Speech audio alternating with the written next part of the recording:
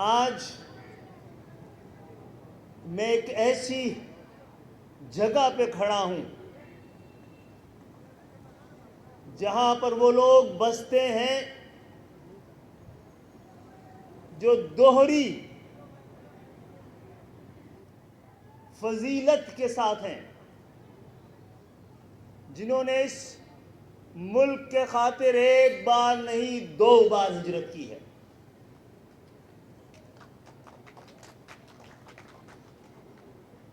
لیکن ہجرت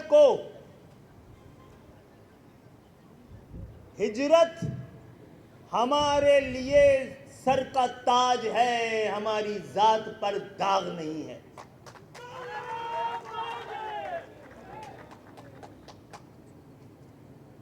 یہی وہ جگہ ہے، وہ گلیاں اور بستی ہے جہاں پر نظریہ پاکستان کہیں سر جھکائے شرمندہ اپنی بقا کے لیے گھومتا پھرتا ملے گا۔ آج یہاں پر ایسے 10 نہیں 100 میڈیکل سینٹر ہونے چاہیے، جتنی بڑی آبادی اس دنیا کی سب سے بڑی کچی آبادی میں ضرورت ہے۔ ہم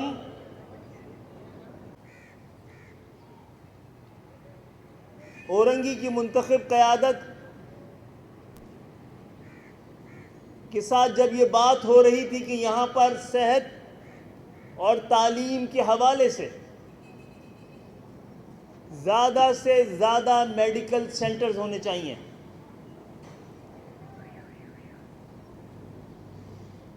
لیکن آپ سب کے علم میں ہے کہ 18ویں ترمیم کے بعد یہ دونوں شعبے ڈیوالو ہو کر صوبائی حکومت کے ہتھے لگ گئے۔ سوال یہ تھا کہ اگر ہم نے یہ میڈیکل سینٹرز بنا بھی دیے تو ان کو چلائے گا کون؟ اس کو چلانے کا تمام وسائل، فنڈ، اختیارات، انتظامات ان لوگوں کے ہاتھ میں چلے گئے جن کا اس شہر سے کوئی تعلق ہی نہیں، اور نہ ہوتا دشمنی تو نہ ہوتی۔ پاکستان کی یہ بدنصیبی ہے کہ وہ شہر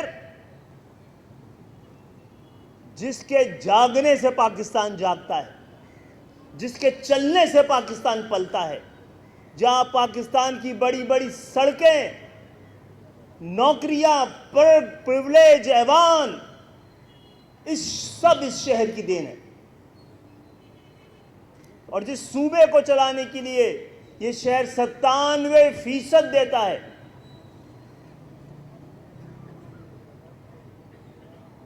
جب 2008 میں صوبائی حکومت پاکستان پیپلز پارٹی کی آ رہی تھی تو ان کے ایک اہم ترین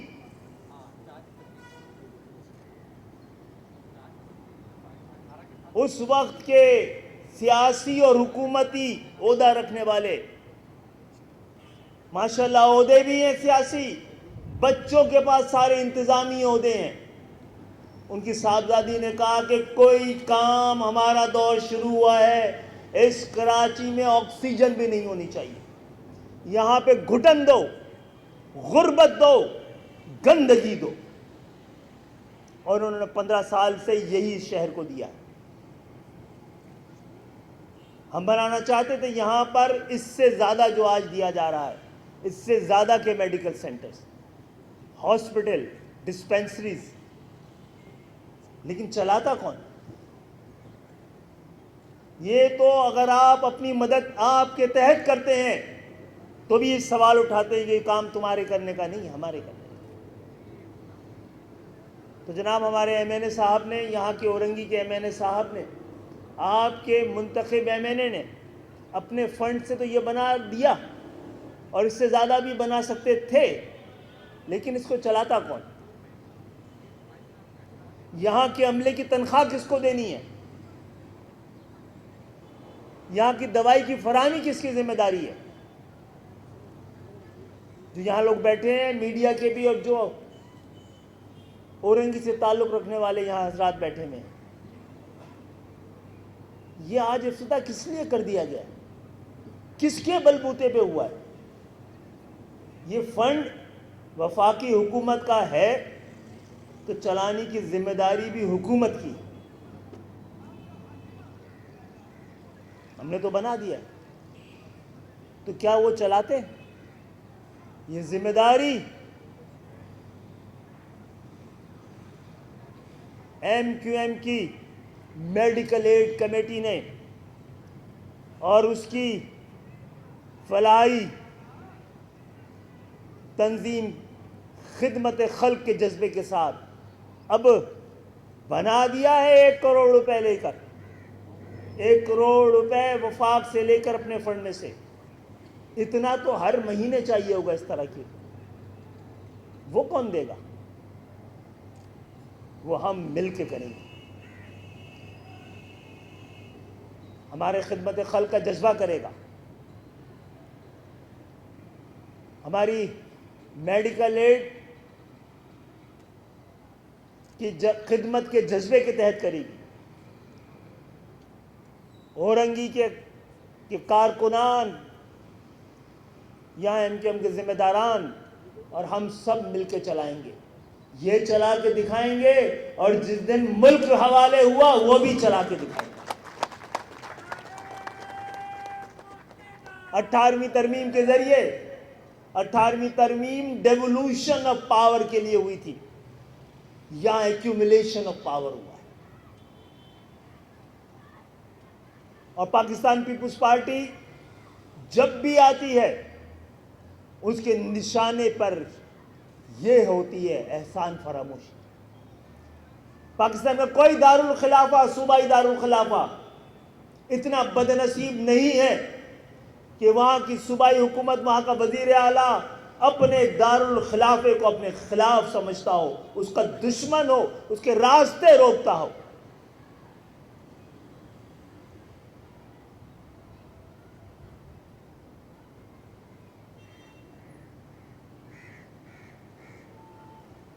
کچھ لوگوں کو اس پاکستان پر اپنے مکمل قبضے کے لیے، یہاں کے لوگ جو 76 سال سے رعایا کے درجے سے نکل کر عوام نہیں بن سکے، ان کو غلام بنانے کے لیے ان کو 2 چیزوں سے خطرہ تھا: بنگالیوں کی کوانٹٹی سے اور ہجرت کرنے والوں کی کوالٹی سے۔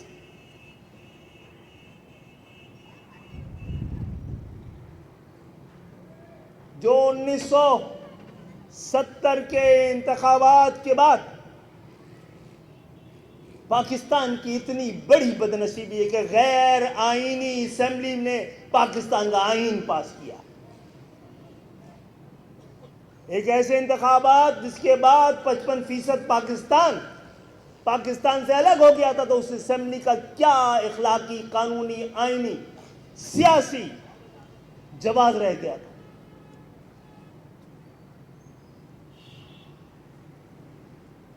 پہلے ادھر ہم ادھر تم کا نعرہ لگا کر مہر لگائی گئی، سیاسی مہر اس ملک کی تقسیم پر، اس کوانٹٹی کو الگ کر دینے کے مہر پر، اس قسمت پر مہر لگائی گئی۔ پھر 10 دن نہیں دیے لانے والوں نے ان کو، اور آپ کے، ہمارے اجداد کے بنائے ہوئے کارخانوں کو، صنعتوں کو، تجارت کو، اسکولوں کو، کالجز کو، یونیورسٹیز کو، ہسپتالوں کو نیشنلائز نہیں کیا گیا تھا، فیوڈلائز کیا گیا تھا، قومیایا نہیں گیا تھا، قبضایا گیا تھا۔ نیشنلائزیشن کے نام پر، قومیانے کے نام پر ہم سے لیا گیا، اور نجکاری کے نام پر اپنوں کو دیا گیا۔ اور یہ بیلنس جو پاکستان میں، اس پورے پاکستان میں، قائد اعظم کے پاکستان میں، جو ایک جاگیردارانہ نظام جاگیرداروں اور صنعتکاروں کا تھا، صنعتیں بھی جاگیرداروں کو کے حوالے کر کر اس ملک کو 200 سال پیچھے کر دیا گیا۔ آج یہ پورا خطہ ترقی کر رہا ہے۔ دنیا میں کبھی بھی ملک ترقی نہیں کرتا، ایک پورا خطہ ترقی کر رہا ہے، آپ کا پورا خطہ ترقی کر رہا ہے۔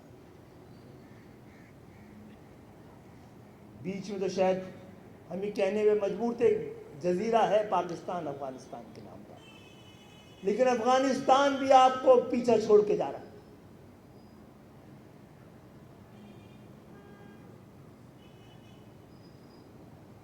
مشکل ترین وقت سے پہلے آسان ترین فیصلہ کر لیا جائے، جس نے یہ ملک بنایا تھا ان کی علامتوں کے حوالے یہ ملک کیا جائے تو ہی یہ ملک بچ سکتا ہے۔ اور یہ کوئی نعرہ نہیں ہے، یہ پوری تاریخ ہے، اعداد و شمار ہے، یہی فیصلہ ہو سکتا ہے۔ قائد اعظم کے پاکستان میں ہجرت کرنے والے بیوروکریسی تھی، تعلیمی ادارے ان کے بنائے ہوئے تھے، تو وہ قائم بھی تھا اور اقوام عالم میں اپنی جگہ بھی بنا رہا تھا۔ سن 60 کے کراچی کو لوگ دیکھنے آتے تھے دنیا سے، کتابیں لکھی ہیں جس نے، آج کے کراچی پہ نوحہ لکھا جاتا ہے۔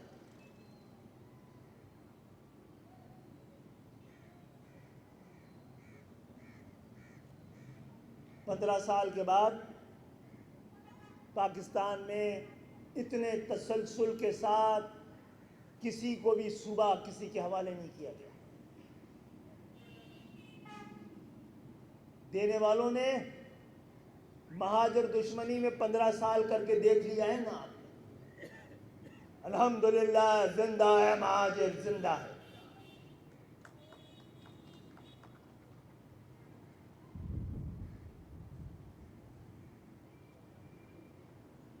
اور ہم زندہ رہیں گے تو اس ملک کا نام زندہ رہے گا۔ اسی لیے ہم اپنے زندہ رہنے کو بھی بڑا ضروری سمجھتے ہیں۔